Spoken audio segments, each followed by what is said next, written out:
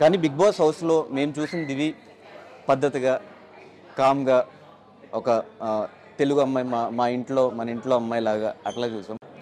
Cut చేసి బయటకు వచ్చిన తర్వాత కొన్ని రోజులు అదే మెయింటైన్ అయినా కూడా తర్వాత ఒక బోల్డ్ వీడియోస్ కానీ అట్లాంటి ఫొటోస్ కానీ ఈ చేంజ్ ఓవర్కి రీజన్ ఏంటి?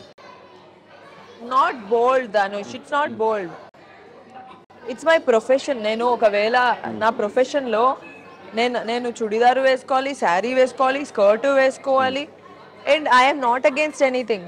నేను ఇలాగే ఉంటా, నేను అలాగే ఉంటా, నేను ఇది చేయను, నేను ఆ రోల్ చేయను, అలా చేయను. అలా చేయబట్టే కదా ఆ తెలుగు అమ్మాయిలకు ఆపర్చునిటీస్ రాలేదు. అలా అంటారు కదా, తెలుగు అమ్మాయిలు కొన్ని చెయ్యరు, కొన్ని ఆపేస్తారు, కొన్ని ఒప్పుకోరు, అందుకనే చేయట్లేదు. నేను చేస్తాను, నన్ను పెట్టుకోండి సినిమాల్లో. I'm there. I wear skirts, I wear shorts, I will wear sari beautifully. So ట్రెడిషనల్లో అమ్మాయిలు బాగుంటారు, ట్రెడిషనల్లో అని నేను ఇంకా ట్రెడిషనల్లోనే how beautiful and sexy you can be అనేది పిక్చరైజ్ చేసి నేను పోస్ట్ చేస్తూ ఉంటాను. And people also like me for it. కవితలు రాసి టీస్ చేస్తూ ఉంటాను. That's how a person has to be. ఇంకెప్పుడు చేస్తారు? ఇంకో 10 సంవత్సరాలు చేస్తారేంటి?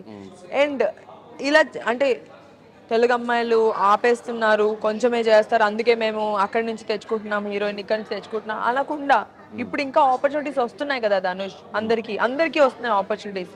అందుకే I also want to like I'm wearing this, I have no problem doing this role. సీన్కి అవసరమైతే ఆ క్యారెక్టర్లో ఆ సిచ్యువేషన్లో ఏదైనా అవసరం ఉంటే చేయొచ్చు, ఆ డ్రెస్ కానీ ఏదైనా. So I have no problem. అలా ఫొటోస్ పెట్టిన తర్వాత ఒక మిడిల్ క్లాస్ ఫ్యామిలీ నుంచి దివ్య వచ్చింది తెలుసు అందరికి. ఫ్యామిలీ దగ్గర నుంచి రియాక్షన్ ఏంటి? దాని తర్వాత ఇన్స్టాగ్రామ్లో చాలా వేసుకున్నారు, చాలా ట్రోల్స్ అయినాయి ఆ ఫొటోస్ కానీ వీడియోస్ కానీ. ఆ కమెంట్స్ అని చూసినప్పుడు what was your reaction? No, basically మా ఫ్యామిలీ చాలా సపోర్టివ్ ధనుష్. మా ఫ్యామిలీ ఫ్రెండ్స్ లాగా. మా ఫ్యామిలీ సపోర్ట్ చేయకపోయి ఉంటే నేను అసలు ఇక్కడ దాకా వచ్చి ఉండేదాన్ని కూడా కాదు. ఎప్పుడైనా సరే నేను ఏం చేసినా మా పేరెంట్స్ తెలుసు. ఇన్ఫాక్ట్ అంటే మా ఇంట్లో వాళ్ళ ముందే నేను ఫోటోలు దిగుతాను, మా ఇంట్లోనే ఫొటోస్ దిగుతాను నేను. సో ప్రాబ్లం ఏం లేదు. మా పేరెంట్స్ చాలా సపోర్టివ్. మా పేరెంట్స్ నాకు ఎంతైతే ఫ్రీడమ్ ఇచ్చారో నేను ఎప్పుడు అంతే రెస్ట్రిక్టెడ్ గా ఉన్నా బయట ప్రపంచంలో. నీకు తెలిసి నేను బయట ఎక్కువ తిరగను, అందరితో తిరిగినా పద్ధతిగా సేమ్ ఇలా చుడిదార్లు వేసుకుని పప్పుకు వచ్చినా చుడిదార్. అవును. సో ఇన్స్టాగ్రామ్ వరకే అంటే ఫోటోలు ఎక్కడెక్కడైతే దిగొచ్చో అక్కడక్కడ because I want to show I am this. నేను ఇలా స్టైలిష్ గా ఉండగలుగుతాను, నేను ట్రెడిషనల్ గా ఉండగలుగుతాను. జనరల్ గా ఏ అబ్బాయికైనా అమ్మాయి ట్రెడిషనల్ గా ఉంటేనే నచ్చుతుంది. నేను ట్రెడిషనల్ గా చూపించుకోవడమే ఇష్టం. ఇఫ్ ఒకవేళ ఒక అబ్బాయి నన్ను చూసినా, నాకు ఒక అబ్బాయి నచ్చినా కూడా వాడు నన్ను చాలా పద్ధతిగా చూడాలి.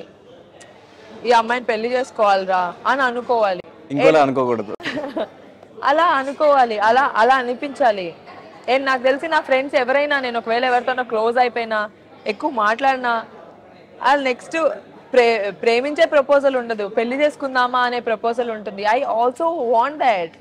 అందుకనే. అండ్ ఫొటోస్ దిగే సిచ్యువేషన్ ఎలా అయితే నేను ఇన్స్టాలో పెడతానా, ఒకవేళ నాకు ఆపర్చునిటీ వచ్చింది, వేరే కంట్రీ వెళ్ళే ఆపర్చునిటీ వచ్చింది, లేకపోతే ఊటీ షూటింగ్ వెళ్ళిన ఆపర్చునిటీ వచ్చింది, ఎప్పుడు నేను ఆ ఛాన్స్ వదులుకోను ధనుష్. ఎన్ని ఫోటోలు అంటే అన్ని ఫోటోలు దిగేస్తా. గోవాకి వెళ్ళిన ఫోటోలు దిగేస్తా. ఇక్కడ వేసుకోలేను బట్టలు, ఇక్కడ వేసుకోలేను. అప్పుడు ఫ్రెండ్ బర్త్డేకి వెళ్ళాను. అదే సో వస్తా మేము ఇక్కడ వెయిట్ చేస్తా నేను అసలు నేను ఈ బర్త్డేకి వచ్చాను ధనుష్. నేను మళ్ళీ కలవలేదు కదా. సో అలాగా నేను ఏ ఛాన్స్ మిస్ చేసుకోను ఫోటోలు పెట్టే ఆపర్చునిటీ. కానీ నెగిటివ్ కమెంట్స్ వచ్చినప్పుడు నెగిటివ్ కమెంట్స్ ఫస్ట్ లో వచ్చాయి ధనుష్. సో మనం ఎంత గొప్పగా చేసినా, ఎంత గ్రేట్ యాక్టర్ అయినా, I'm nothing. Top actors, let's speak about the toppest actors, వాళ్ళకు కూడా పాజిటివ్ నెగిటివ్ అనేది కామన్. నన్ను ఇష్టపడే వాళ్ళు నిన్ను హేట్ చేయొచ్చు, నిన్ను ఇష్టపడే వాళ్ళు నన్ను హేట్ చేయొచ్చు. అంత మాత్రాన అంటే వాళ్ళకి ఇంకొకరు ఇష్టం కాబట్టి మనల్ని బాగా అంటే అలా చేస్తారని కమెంట్స్ చేస్తారు కదా. వాళ్ళు ఆ స్టేజ్లో లేరు కాబట్టి దే కీప్ కమెంటింగ్ నెగిటివ్. ఇప్పుడు Dhanush is a very good anchor. I have seen you. నిన్ను చాలా సార్లు వైరల్ అవ్వడము, నీ వీడియోస్ నేను చూశాను. నువ్వు అంటే ఇష్టం లేని వాళ్ళు అంటే ఇంకొకళ్ళు అంటే ఇష్టం ఉన్న వాళ్ళు నీ పైన నెగిటివ్ కామెంట్స్ చేయొచ్చు. అవును. అమ్మో వీడు ఎక్కడ తోపైపోతాడు, వీడు ఎక్కడ ఇదైపోతాడు, వీడికి అంత సీన్ ఉందా, తీసుకోలేక వీడు కొంతమంది టాప్ అయిపోతాడా, వీడు అంత తోప, అలాగా కొంతమంది తీసుకోలేరు. అది ఎంత పాజిటివ్ థింగ్ తెలుసా. You have to be very happy that people are not able to take it. మనం కూడా చాలా మిడిల్ క్లాస్ నుంచి నార్మల్ ఫ్యామిలీస్ నుంచి వచ్చిన వాళ్ళము. ఒకరు తిట్టుకున్నా పొగిడినా అది మన మంచికే. అండ్ పొగిడితే హ్యాపీగా ఫీల్ అవుతాం, తిట్టుకుంటే వదిలేస్తాము. కొన్ని రోజుల తర్వాత ఫీల్ అయిన మనమే కమెంట్స్ చూస్తే ఏం అనిపించదు. నేను నవ్వుకుంటాను కమెంట్స్ చూసి, మరీ దారుణంగా ఉంటే డిలీట్ చేసేస్తాను, కానీ కొన్ని కమెంట్స్ చూసి నేను నవ్వుకుంటా. They are very funny.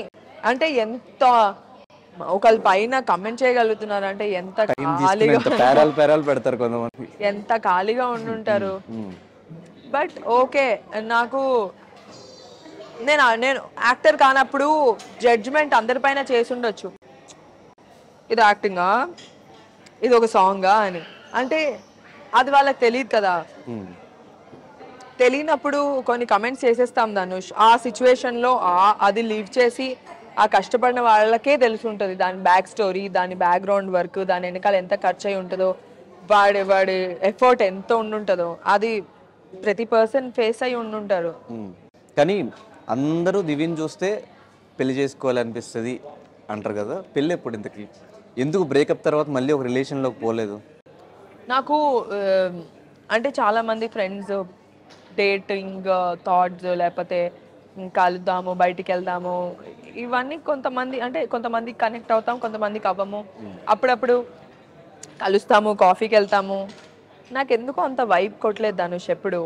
అంత రీచ్ అంటే పెళ్లి చేసుకునే అంత కిక్-యాస్ పర్సన్ అని ఎప్పుడు అనిపించలేదు. దాని తర్వాత ఒకళ్ళు నచ్చారు అంటే అవతలోళ్ళు ఎలా అంటే మనల్ని తక్కువ చేసి చూపించారనుకో, వాళ్ళు సెక్యూర్ అంటే they will stand out in the relationship. నువ్వు ఇది బాగాలేదు, నువ్వు దద్ది, నీకు బుర్రలేదు అని మనల్ని కొంతమంది అంటే ఒక్కొక్కరు ఒక్కొక్క క్యారెక్టర్ అనమాట. అలాంటి ఆ ప్రాసెస్లో డేట్ అంటే బ్రేకప్ అయిన తర్వాత ఒక ఇద్దరు ముగ్గురిని కలిసినప్పుడు, ఇద్దరు ముగ్గురిని వీళ్ళని ట్రై చేయొచ్చు అనుకున్నప్పుడు ఒక్కొక్కరు ఒక్కొక్కలా ఉన్నారు. అంటే మనలో ఫ్లాస్ ఉంటాయి, మన ఫ్లాస్ని యాక్సెప్ట్ చేయాలి. కొంతమంది మనల్ని తక్కువ చేస్తారు, ఎందుకు మనం ఇన్సెక్యూర్ అయిపోతాము. అప్పుడు మనకి వాళ్ళు తప్ప, అమ్మో వీడికి చాలా బుర్ర ఉంది, వీడికి చాలా బ్రెయిన్ ఉంది, వీడితో ఉంటే నా లైఫ్ చాలా బాగుంటుంది, ఇలా అనుకునేలాగా మన మైండ్లో మనకు తెలియకుండా మనమే ఎక్కడో మనల్ని మనం తక్కువ చేసుకుంటూ ఉంటాము. అలా కొంతమంది. ఇంకొంతమంది కంఫర్ట్ లేకుండా పొసెసివ్ చేసేసి, కాంప్లికేట్ చేసేసి, వాళ్ళతో మాట్లాడదు, వీళ్ళతో మాట్లాడదు, ఎక్కడికి అంటే ఒక్కొక్క క్యారెక్టర్ మనం చూస్తున్న వాటిలో ఫ్రీడమ్ ఇచ్చి, అర్థం చేసుకొని, ఒక కంఫర్ట్ లెవెల్ ఇచ్చి, నువ్వు గొప్ప, నువ్వు ఎంత డిసిప్లిన్, నువ్వు ఎంత కష్టపడుతున్నావు, లేకపోతే నేను నీతో పాటు హెల్ప్ చేస్తాను, మన ఇద్దరం కలిసి చేద్దాము, నువ్వు ఇంత డబ్బులు పెట్టు, నేను ఇంత డబ్బులు పెడతాను, కలిసి ఫైనాన్షియల్గా కానీ కలిసి బతుకుదాం అనుకునే వాళ్ళు నేను చూడలేదు దాన్ని. అందరు చాలా సెల్ఫిష్గా ఉన్నారు. నీకేంటి, నాకేంటి, నీకైదా అయితే నాకిదే, నువ్వు ఈరోజు బయటకు వెళ్తావా అయితే నేను అక్కడికి వెళ్తా, నువ్వు అక్కడికి వెళ్ళు అయితే నేను ఇక్కడికి వెళ్తా, దానికి నువ్వు డబ్బులు కట్టే, అలా ఉన్నారు. You can't help it. కొంతమంది మాత్రమే అర్థం చేసుకొని అన్నీ షేర్ చేసుకునే వాళ్ళు చాలా తక్కువ మంది, కొంతమంది. నాకెవరు దొరకలేదు ధనుష్. క్వాలిటీస్ ఇప్పుడు చెప్పావు కాబట్టి దొరుకుతారు ఎవరు. కానీ ఒక ప్రేమించిన అబ్బాయి మన కళ్ళ ముందు ఇదైపోతే, చనిపోతే ఆ టైంలో ఎలా తీసుకున్నా? అంటే నేను ప్రేమించిన అబ్బాయి వాళ్ళ తమ్ముడు చనిపోయింది. ఓకే, నీకు తెలుసు కదా మచిలీపట్నంలో ఆ రోజు నువ్వే ఉండి. సో బేసిక్లీ అదొక తలుచుకుంటేనే ఏడుపు వచ్చేసింది నాకు. ఆ అబ్బాయి నాకు చాలా క్లోజ్ ఫ్రెండ్ ధనుష్. నేను లవ్ చేసిన అబ్బాయి వాళ్ళ తమ్ముడు. నేను డొక్కు అని పిలిచేదాన్ని వాడిని, వాడు నన్ను బజ్జీ అని అంటే మా వాడు నన్ను బుజ్జి అని పిలిస్తే ఇడు బజ్జీ అని పిలిచేవాడు. మా ఇద్దరికి ఒక డిఫరెంట్ ఫ్రెండ్షిప్ ఉండేది. రోజు నా బాయ్ ఫ్రెండ్ కన్నా బామ్మర్ది అంటే నేను వాడిని బామ్మర్ది అంటా, అబ్బాయిలా బిహేవ్ చేస్తా. నేను వాడితో ఎక్కువ ఫోన్ మాట్లాడేదాన్ని, అరే ఏంట్రా, అరే ఏం చేస్తున్నావురా అని. మేమిద్దరం ఫ్రెండ్స్ అయిపోయాం ఆ ప్రాసెస్లో. అంటే మా ఫ్యామిలీస్ పెళ్లి చేసుకుందామని ఫిక్స్ అయిపోయారు, వీడు నేను క్లోజ్ అయ్యాము. వాడు పాపం చాలా అమాయకుడు, కొంగలాగా ఉంటాడు కానీ చాలా అమాయకుడు. అలాంటి ఒక పర్సన్ డెత్ని నా కళ్ళ ముందు చూశాను, దాన్ని నేను మర్చిపోలేను. నేను ఆ డెత్ చూసిన తర్వాతే నేను సినిమాకి రావాలి, అమ్మో ఇలా ఏమీ చేయకుండా చచ్చిపోకూడదు, నా లైఫ్ ఇలా ఎండ్ అయిపోకూడదు, నేను ఏదైనా చెయ్యాలి, నేను ఏం చేయకుండా మాత్రం నేను చనిపోకూడదు అని నేను నా కళ్ళ ముందు వాడికి ముగ్గురు అమ్మాయిలు పైనకి పెట్టరు. అవి పెడితే నేను అనుకున్నా వీడిని ఏడిపిద్దాము, వీళ్ళు నిద్ర లేస్తాడు కదా, అరే నువ్వు అమ్మాయిని మాట్లాడని అన్నావు, ముగ్గురు అమ్మాయిలు నీకు ఇలాగా అవి పెట్టారా అని చెప్పి వాడిని ఎంటర్టైన్ చేద్దాం అనుకున్నా. యునో పోతారని ఎవరు అనుకుంటారు ధనుష్. వాడు నా కళ్ళ ముందు చనిపోతే అసలు ఫస్ట్ ఆఫ్ ఆల్ నేను వాళ్ళు అనే చెయ్యి అసలు ఎప్పుడు వదల్లా. ఈ 10 days ఆ ప్రాసెస్లో ఏ రోజు చెయ్యి వదలలేదు. నాకు అతనంటే చాలా రెస్పెక్ట్, ఫస్ట్ లవ్ కన్నా ఎక్కువ రెస్పెక్ట్. వాళ్ళ ఫ్యామిలీ అంటే రెస్పెక్ట్. వాళ్ళ ఫ్యామిలీ కూడా చాలా అంటే పద్ధతి గల ఫ్యామిలీ. వాళ్ళు అంటే అమ్మాయి అంటే జడేసుకోవాలి, చుడిదార్లే వేసుకోవాలి, ఇలాగే ఉండాలి, బొట్టు పెట్టుకోవాలి, కాల్దండం పెట్టుకోవాలి. నేను ఇవన్నీ ఫాలో అయ్యా ధనుష్ అతని పైన ప్రేమతో. వాళ్ళ తమ్ముడు పైన కూడా ప్రేమ నాకు అతని వల్లే కదా.